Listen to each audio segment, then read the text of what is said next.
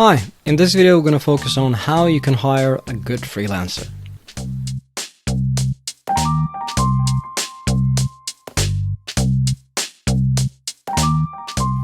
Now you might want to ask yourself, why would I want to shoot a video on how to hire a good freelancer? Isn't that a fairly simple, straightforward process?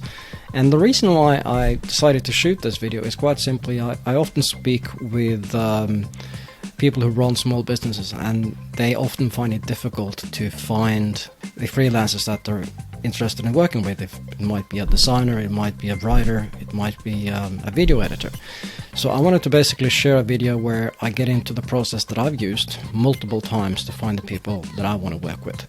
And the process has 3 simple steps.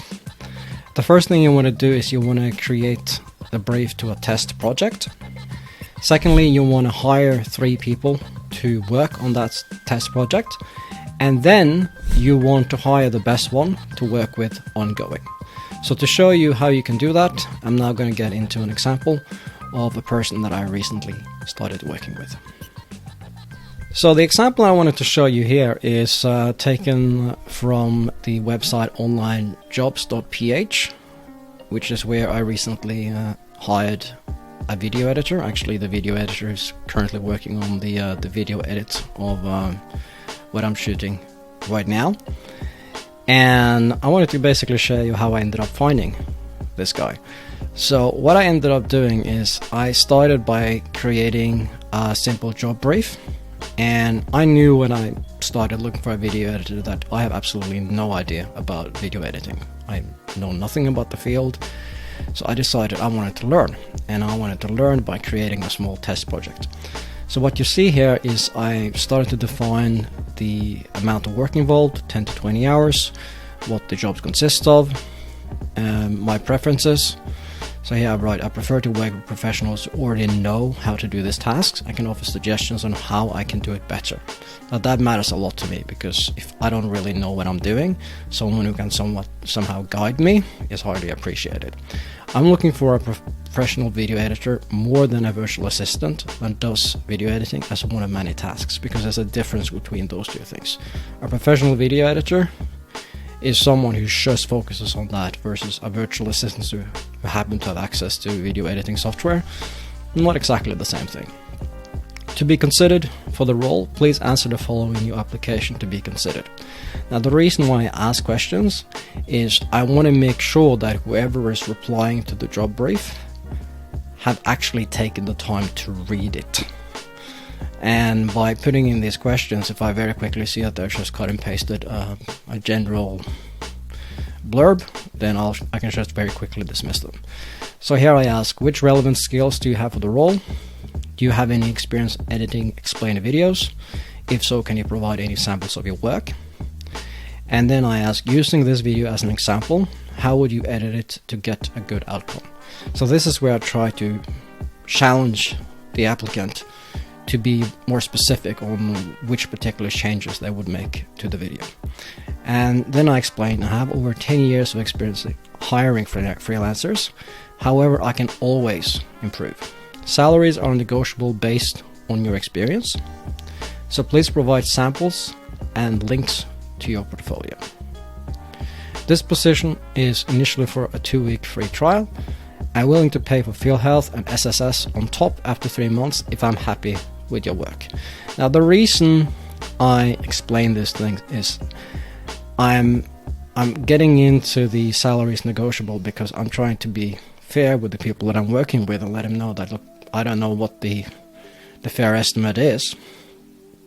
Just bid what you think is fair, and I'll consider it based on comparing with the other alternatives that I have.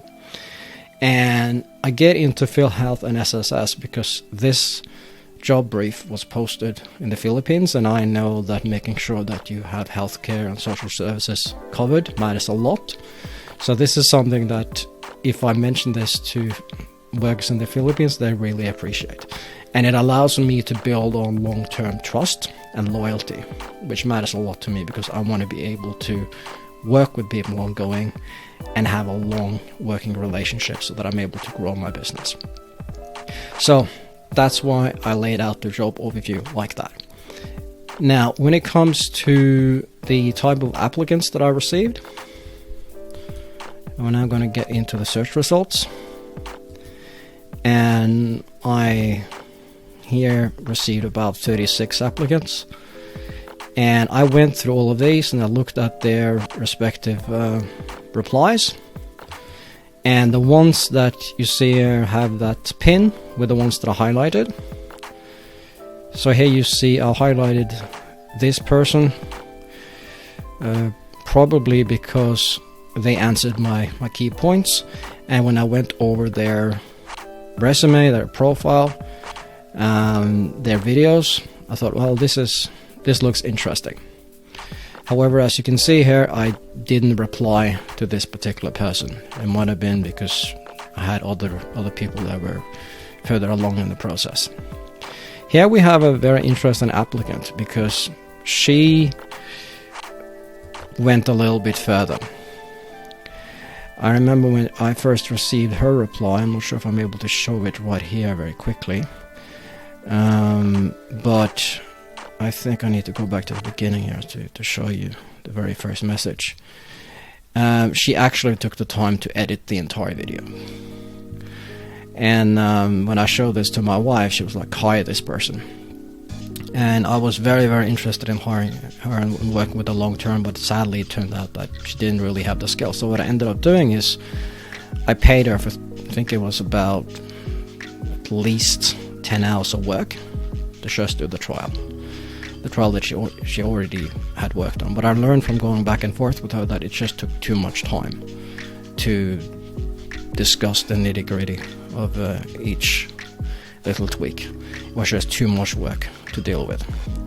Here we have Michael Natividad. He went straight into answering the bullet points. Didn't go beyond that, but did provide links to the work. So that made him a shortlist for me. And here we have Pelmal Caranzo, and you see here that I've shortlisted him partly because he took the time to answer this, and I considered him for the job based on that. If we go to some of the other candidates that came up here, what we might want to do here is go down here to Carlos. Carlos was the second guy that I hired. So I go back here to the beginning. I can show you why I decided with him. He said, I'm a video editor specializing in editing cinematic videos and documentaries. As a multimedia art student, when I saw that, I immediately went, okay, now we're dealing with someone who has the right skill sets. Then he gets into answering the questions rather well, and he also took the time to answer other questions that I didn't think about. So I basically tried to provide a better answer than the questions that I initially asked, and provided links. So that was enough for me to then hire him to do the test brief. Now this takes me to the guy that I eventually decided to work with, which was this guy here, Roger. Now initially I actually missed his job brief, and I'd already hired the previous two, and was like, I'm not fully satisfied with that. But then I reread what he had written here, and he said I specialized in explainer videos and also showcase videos, which was exactly what it is that I was interested in. And when I reread and I saw this, and I think I must have just skimmed it by mistake the first time around and not really read it carefully, I saw the care that I took into explaining this, and I saw the quality of the work, and that made it very, very easy for me to give this guy a go.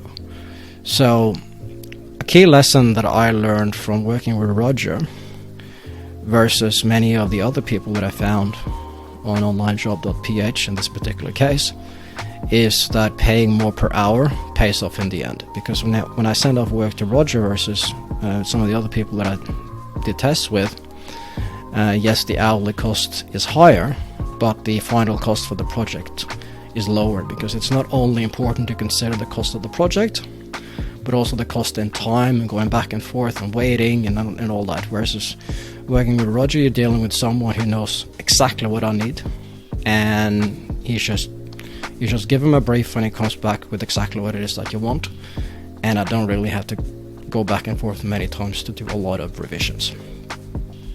So there you have it. That's how you can very quickly find an editor. In this particular case, you can apply the same methodology to any type of freelancer. To implement what you just learned, I suggest to put together a test project for a freelancer that you are considering working with. Hire 3 people to work with, evaluate their work, and pick the best one that you want to work with. Consider both the cost as well as the time you put into the project. I hope you found that useful. I'll get back to you with more videos on how you can grow your business.